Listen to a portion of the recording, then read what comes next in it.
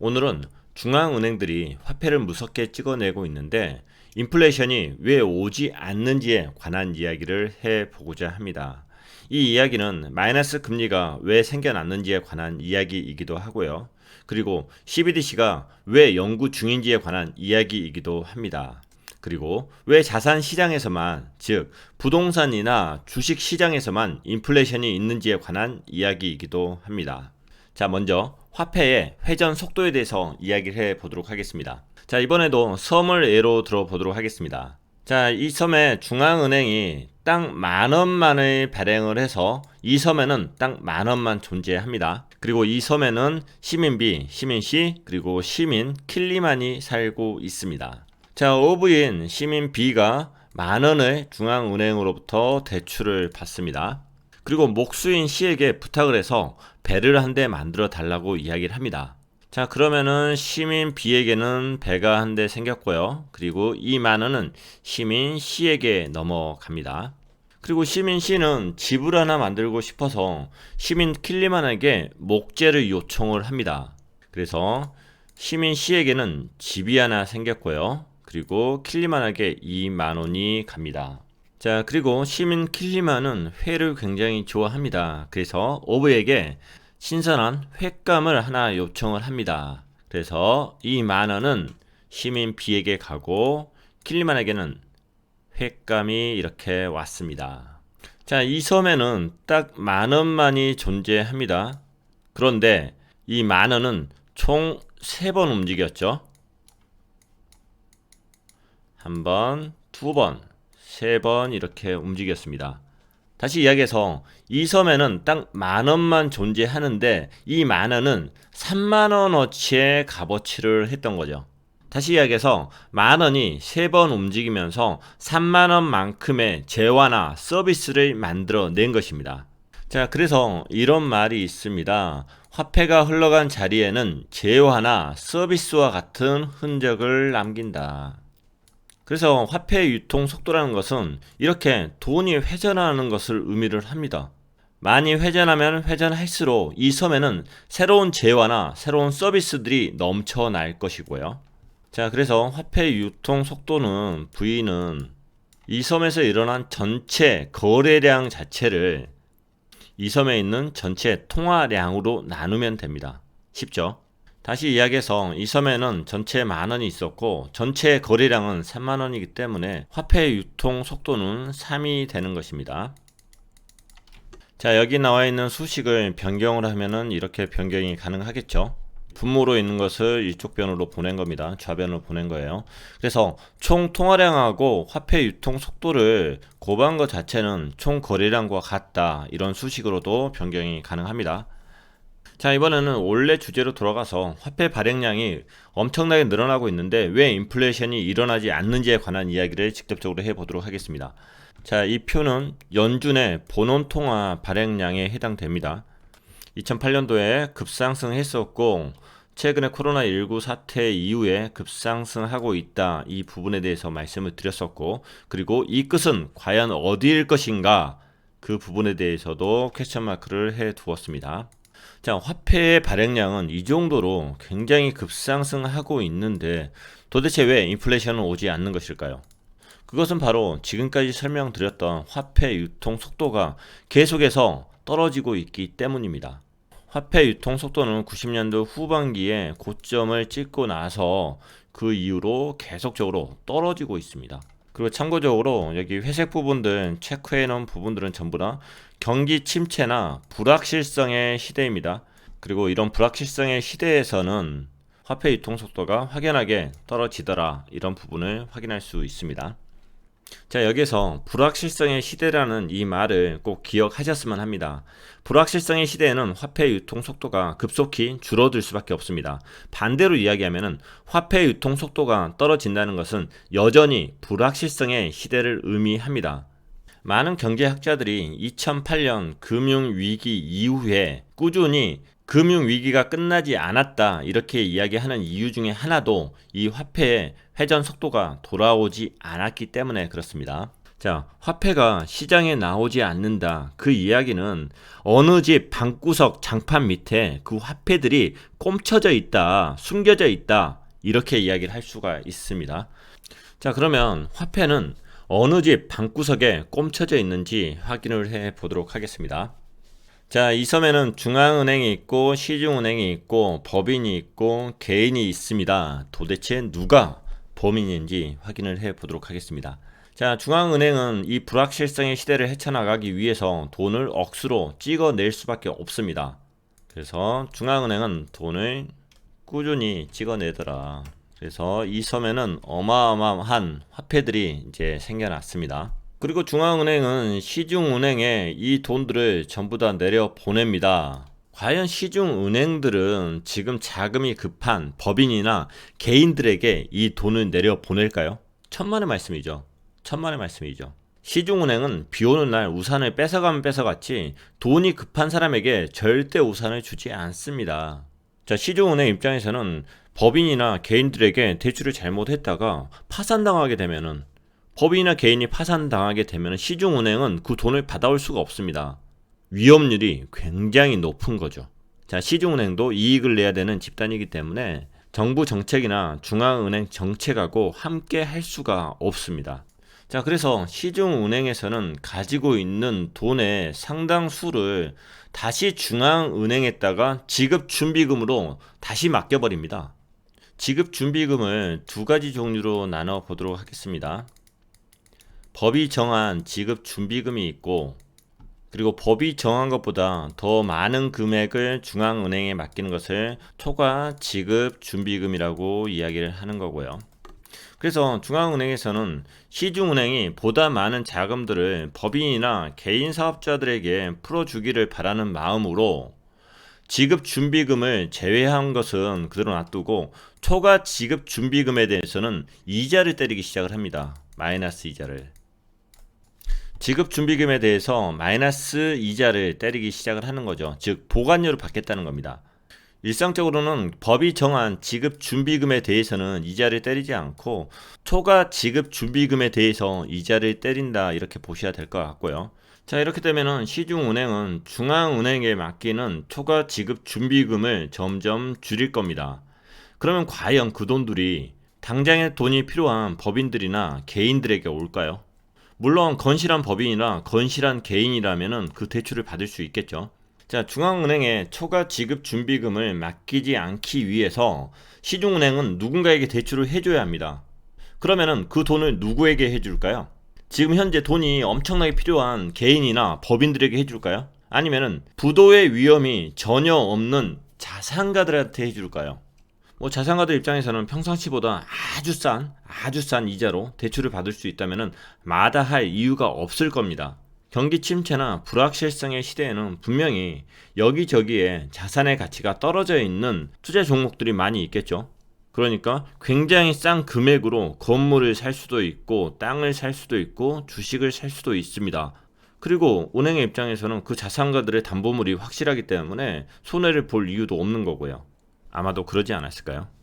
자, 2008년 금융위기에 중앙은행은 열심히 돈을 찍어냈는데 시장에 돈은 돌지 않았습니다. 그 병폐를 막기 위해서 각 중앙은행은 CBDC, 중앙은행 디지털 화폐 발행에 대한 연구에 돌입을 했던 거고요. 경기가 되살아나서 CBDC에 대한 연구가 쏙 들어가기는 했지만은, 자, 이제 다시 그 병폐를 막기 위해서 각 국의 중앙은행들은 CBDC에 대한 카드를 꺼내지 않았을까, 이렇게 생각을 하고 있습니다. 금융위기 당시에 중앙은행에서는 CBDC를 실행하지 않았습니다. 하지만 민간에서는 그 문제를 해결하고 싶어 했습니다. 자, 2009년 1월 3일 날 영국의 더 타임스라는 신문에 실렸던 글입니다. 은행의 두 번째 구제 금융을 앞두고 있는 영국의 재무장관. 자, 이 문장이 어떤 문장인지 다들 아실 겁니다. 바로 사토시 나카모토가 비트코인 제네시스 블록에 남겼던 그 문장입니다. 자, 이것은 비트코인 개발에 대한 근본적인 동기를 알 수 있는 문장입니다. 금융위기 당시에 탈중앙화된 화폐의 필요성을 느끼게 해주는 문장일 뿐만 아니라 금융위기를 해결할 수 있는 기술임을 암시하는 문장으로도 해석이 됩니다. 자, 3,000% 살짝 빠졌는데 어찌되었든 CBDC 발행은 현재의 금융 시스템을 해결할 수 있는 수단으로서 중앙은행들이 연구를 하고 있다. 이렇게 믿고 싶습니다. 자, 마이너스 금리를 적용하고 있는 국가들은 유럽의 상당수들이 적용을 하고 있고, 그리고 일본이 적용을 하고 있습니다. 자, 스웨덴 같은 경우는 2009년부터 시작을 했고, 덴마크는 2012년, 유로존 같은 경우도 2014년, 그리고 스위스도 2014년, 그리고 일본도 2016년부터 해서 마이너스 금리를 적용을 시키고 있습니다. 자, 마이너스 금리라는 것은 시중은행이 중앙은행에 맡겨둔 초과 지급 준비금에 대한 수수료를 내는 겁니다.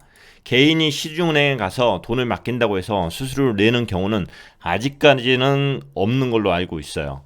그리고 그것은 앞으로도 없을 것이라고 개인적으로 생각을 합니다. 일단 왜냐면은 이 마이너스 금리에다가 기준 금리에다가 시중 금리를 각 은행에 대한 이자율이 더해지기 때문에 이것은 플러스 금리가 나올 것이다 이렇게 생각을 하고요. 그리고 개인에게 마이너스 금리를 때려버리면은 은행으로 돈을 맡기는 현금들이 없어질 거잖아요. 굳이 맡기려고 들지를 않을 거예요. 그러면 은행 쪽에서는 신용 창출을 할 수 있는 근간이 줄어들기 때문에 실질적으로 일반 개인에게 마이너스 금리는 적용하기 힘들 것이다. 이게 개인적인 생각입니다. 자, 그래서 시중 은행들이 방구석에다가 화폐를 굉장히 많이 짱박아 놓더라. 그리고 안전하게 자산가들한테만 대출을 해주더라. 그리고 이 자산가들은 시장에 돈을 푼다기보다는 본인들의 자산 증식을 위해서 투자를 하더라. 그래서 물가는 상승하지 않지만은 자산에 있어서 물가는 상승을 하더라. 즉 주식값은 쭉 올라가고 부동산 값은 쭉쭉 올라가더라. 자, 이런 시선으로 관찰을 하고 있습니다. 어찌됐든 시중은행은 화폐의 유통 속도를 지연시키고 있다 이렇게 판단을 합니다. 자, 이번에는 법인은 어떤가 한번 확인을 해 보도록 하겠습니다. 자, 자료들은 과거의 자료들이니까 추세만 한번 보도록 할게요. 삼성전자 같은 경우도 현금성 자산에 대한 보유가 굉장히 늘어난 것을 볼 수가 있습니다. 물론 기업에 대한 이익이 늘어나서 이렇게 늘어나 있을 수도 있는데 다른 자료들을 같이 보면은 이렇습니다. 자, 2019년 자료 같은 경우도 기업들이 자산을 팔아서 현금을 늘렸다. 자, 투자를 하거나 고용을 하는 것보다는 현금을 보유하는 쪽으로 많이 간다 이겁니다. 매출상의 20대 기업 연도별 보유 현금 현황을 보면은 계속적으로 늘어나는 것을 볼 수가 있고요. 자, 이 자료는 1835개의 상장사들을 비교한 자료입니다. 사내 유보금 자체가 계속적으로 늘어납니다. 반면에 당기 순이익과 투자 비용 자체는 그다지 늘어난 게 없습니다.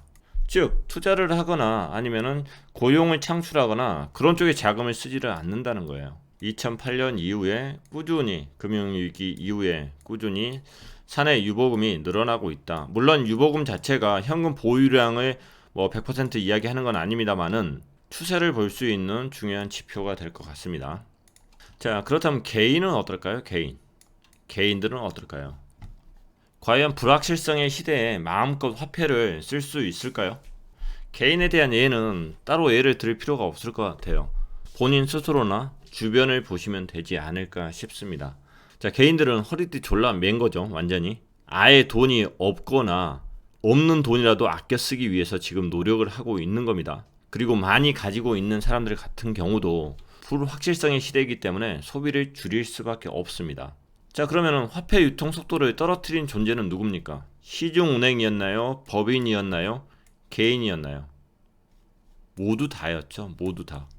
불확실성의 시대에서는 화폐의 공급량이 아무리 늘어나더라도 전부 다 방구석에다가 돈을 짱박아 놓기 때문에 화폐 유통 속도가 떨어질 수밖에 없다.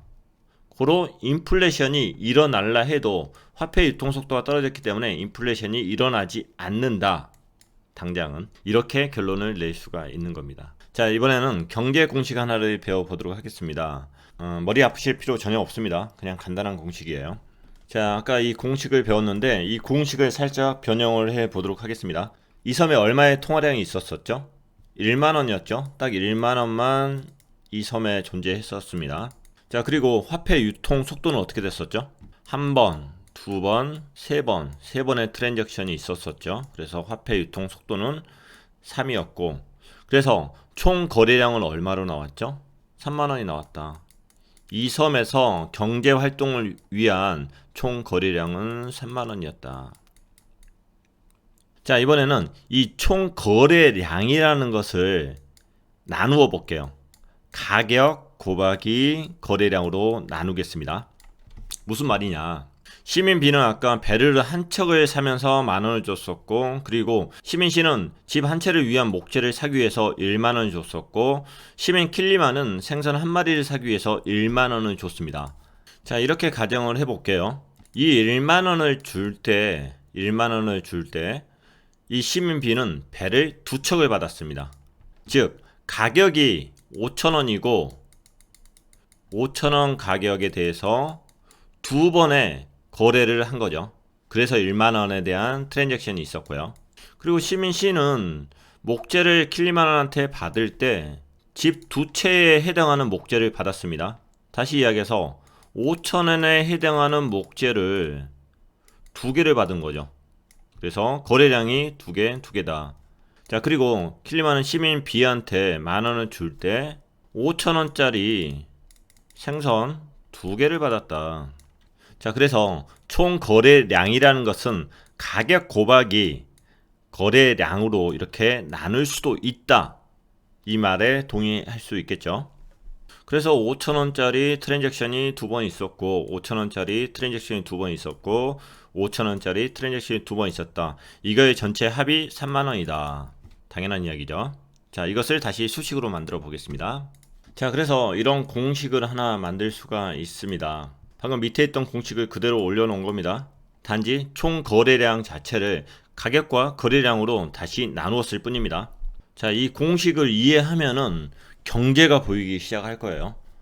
그리고 투자하는데도 굉장한 도움이 될 겁니다. 다시 한번 해볼게요. 자, 이 섬에 있는 통화량이 얼마였죠? 1만 원이었죠. 딱 1만 원만 이 섬에 공급을 했었고요.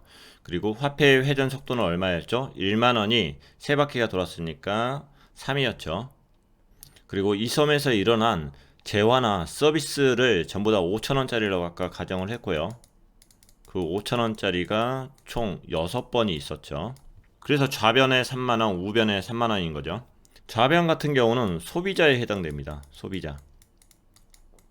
왜냐하면 섬에 있는 통화가 몇 번 소비를 했느냐, 이 돈의 움직임 쪽에 더 중심이 되어 있기 때문에 이쪽을 소비자에 해당된다, 이렇게 볼 수가 있는 거고요. 그리고 P만큼의 가치를 가지고 있는 재화나 서비스를 몇 회 제공했느냐, 이 부분이기 때문에 오른쪽 같은 경우는 생산자에 해당된다고 보면 되고요. 생산자. 자, 그리고 중앙은행이 이 섬이 어렵다고 해서 화폐의 공급량을 더 늘려줬습니다. 2만원 더 늘려서 이 섬에 3만원이 있다고 가정을 하도록 할게요. 그리고 화폐 회전 속도가 동일하고, 그리고 이 섬에서의 경제 시스템 자체가 동일하게 돌아가고 있다고 가정을 해 보도록 하겠습니다. 즉, V하고 P는 동일합니다. 그러면은 왼쪽과 오른쪽이 같기 위해서는 어떤 게 바뀌어야 되죠? 가격이 올라야 된다. 가격이. 즉, 화폐 공급량이 3만원 늘었으니까 가격이 15,000원으로 늘어야 되는 거예요. 15,000원. 이게 바로 인플레이션이 되는 거고요. 그래서 일상적으로 화폐 공급량이 늘어나면은 인플레이션이 일어나야 되는 거 아니냐, 이렇게 이야기를 할 수 있는 거고요. 지금 현재 상황 같은 경우는 인플레이션이 일어나지 않았죠. 동일하게 5,000원입니다. 왜 그렇죠? 화폐 유통 속도가 줄어버렸기 때문이죠. 화폐 유통 속도가 3이었는데 1로 줄어들어 버렸다. 그렇기 때문에 인플레이션이 일어나지 않는다. 그래서 아까 차트를 보여드렸듯이 화폐의 공급량은 늘어나지만은 화폐의 유통 속도가 줄어들어서 인플레이션이 일어나지 않는다, 이렇게 이야기를 할 수가 있는 거예요. 자, 이 공식을 가지고 조금 더 다른 이야기들을 해보도록 하겠습니다. 자, 문제는 이 화폐 유통량은 현재 늘어날 만큼 늘어났습니다. 그리고 얼마만큼 더 늘어날지 아직도 잘 모릅니다. 현재는 화폐 유통 속도가 줄어들고 있어서 인플레이션이 일어나지 않고 있지만, 만약 이 화폐 유통 속도가 올라가게 되면은 무슨 일이 일어날 건가? 그게 문제인 거죠. 자, 돈의 숨겨진 비밀 7편을 보시면은 독일이 어떻게 하이퍼 인플레이션을 갔는지 그 내용이 나옵니다. 그 당시는 전쟁이란 불확실성의 시대였습니다. 그래서 화폐의 발행량이 늘어났지만은 정부가 계속적으로 찍어냈지만은 화폐의 유통 속도는 줄어들었습니다. 왜냐하면 그 당시 사람들은 불안하기 때문에 화폐 자체를 전부 다 침대 밑에 숨겨 놓았습니다. 그래서 시장에 돈이 풀리지 않았던 거고, 그래서 인플레이션은 없었습니다. 그리고 전쟁이 끝나고 나서, 즉 불확실성의 시대가 지나고 나서 소비 심리가 살아났습니다. 통화량은 시장에 벌써 많아졌는데 화폐 유통 속도까지 늘어나 버린 거죠. 그래서 물가는 오르기 시작을 했던 거고요. 물론 독일은 그런 상황 속에서도 전쟁 배상금을 갚기 위해서 화폐를 계속 찍어내는 악수를 두었기 때문에 하이퍼 인플레이션 상태까지 가버리게 된 거죠. 1920년대 독일 상황들을 봤을 때 화폐의 유통 속도가 올라가는 경우는 두 가지가 있는 것 같아요. 첫 번째는 소비 심리가 돌아왔을 때, 그리고 두 번째는 돈의 가치가 떨어지면서 시장에서 무엇이든지 사려고 할 때, 자, 이 두 번째 경우까지 간다고 하면 이것은 하이퍼 인플레이션 상태까지 가버리게 되는 거겠죠. 현재 우리의 경제 상황을 한번 살펴보면은 화폐의 공급량은 어마어마하게 늘었죠. 그건 어쩔 수 없는 팩트인 거고요. 그리고 현재 화폐의 유통 속도는 줄어들었지만은 소비 심리가 되살아나서 다시 이게 올라가게 된다고 하면은 무조건 인플레이션이 올까요? 저는 인플레이션이 올 확률이 굉장히 많다고 보지만은 그걸 해결할 수 있는 방안도 있다고 생각을 해요. 다시 이야기해서 이 섬에 통화량이 3만 원이 있고, 자, 그리고 화폐 유통 속도가 현재 3인데 3배로 늘어났다고 가정을 해보겠습니다. 그러면은 9가 되는 거죠. 그러면 여기가 27이 되는 거예요. 자, 왼쪽 변이 27만원까지 올라갔습니다. 그러면 오른쪽 변도 27만원까지 만들어야겠죠. 가격적인 측면이 그대로 유지를 한다. 그러면은 이 트랜잭션을 더 올리면 됩니다. 거래량을 더 올리면 되는 거죠. 다시 이야기해서 이 5천원짜리 재화나 서비스의 양이 더 늘어나면 되는 겁니다. 그런데 그게 쉽지가 않아요. 왜냐? 인구는 한정적이니까. 인구는 한정적이어서 더 많은 인구들이 있어가지고 이 섬에 더 많은 인구들이 있어서 트랜잭션이 더 많이 일어나서 더 많은 재화나 더 많은 서비스가 있으면 되는데 그게 쉽지가 않은 거죠.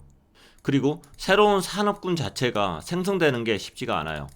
새로운 서비스, 새로운 사업군들이 더 있어서 더 많은 거래량들이 생겨줘야 되는데 이 5천원짜리 재화나 이 5천원짜리 서비스의 그 양들이 훨씬 더 늘어나면 되는데 그게 쉽지가 않은 거죠. 어찌됐든 인구가 늘어나든 새로운 산업군들이 늘어나면 되는데 인구가 늘어나는 것은 시간이 걸리는 문제고, 그리고 또 다른 방법 자체는 새로운 산업군이 생기는 거다. 산업군. 그래서 새로운 재화나 새로운 서비스를 제공할 수 있는 산업군이 생기는 건데 그게 바로 4차 산업이지 않을까 싶습니다. 동일한 인구를 가지고 동일한 서비스군을 가지고 서로 융합을 해서 만들 수 있는 부분들이 바로 4차 산업군에 많이 포함이 되어 있다고 생각을 합니다. 그 중에 하나는 블록체인인 거고요. 자, 현 시대는 기계화와 자동화에 의해서 일자리가 자꾸 줄어들고 있습니다. 그래서 우리는 새로운 형태의 일자리를 창출을 해야 됩니다. 사물 인터넷 전문가, 인공지능 전문가, 빅데이터 전문가, 가상현실 전문가, 3D 프린팅 전문가, 드론 전문가, 생명공학자, 정보보호 전문가, 응용 소프트웨어 개발자, 로봇 공학자, 이러한 새로운 산업군이 발전할 수 있도록 법령들이 개정되고, 그리고 교육 시스템을 발전시킨다고 하면은 우리가 인플레이션 상황을 막을 수도 있지 않을까 이렇게 생각을 해봅니다. 하지만 쉽지 않을 거예요.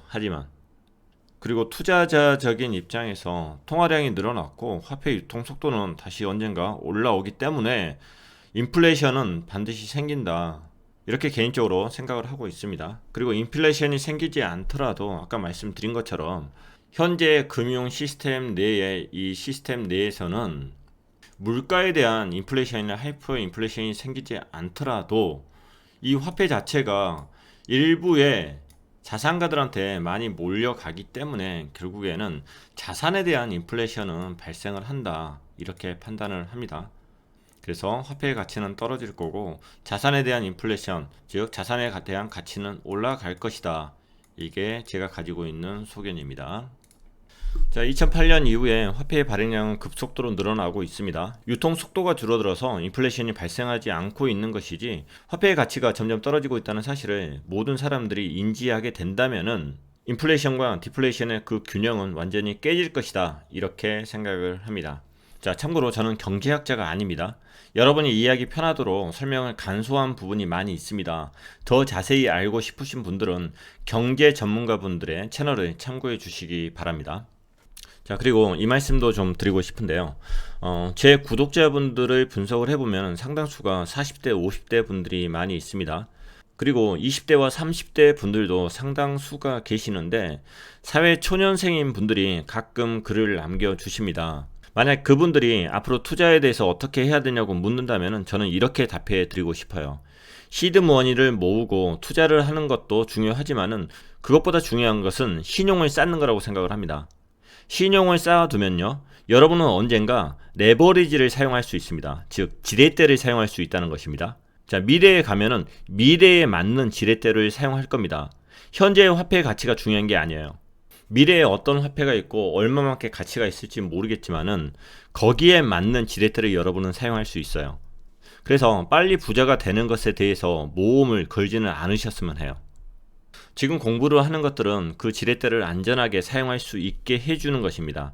물물 교환 시대가 아니라 우리는 금융 시대에서 살고 있고 금융 시대에는 그 지렛대를 사용하는 것이 매우 중요합니다. 그리고 그 지렛대는 신용이 있는 사람만이 사용할 수 있는 것이고요. 현재 주어진 상황에서 열심히 사는 것이 바로 그것이 신용을 쌓는 기초라고 생각을 합니다. 경제나 화폐 시스템은 파동과 사이클이 있기 때문에 때로는 바닥을 칩니다. 하지만 그것이 인류나 문명이 없어진다는 의미는 절대 아닙니다. 꾸준히 학습을 하시면서 신용을 쌓아가다 보면 여러분의 레버리지를 사용할 수 있는 날이 올 것이라고 믿습니다. 자, 오늘 방송이 조금이라도 도움이 되셨다면 구독과 좋아요 그리고 알람 설정까지 부탁드리겠습니다. 구독자분들 모두가 위기를 기회로 바꿀 수 있기를 바라는 마음으로 오늘 방송을 마치도록 하겠습니다. 감사합니다.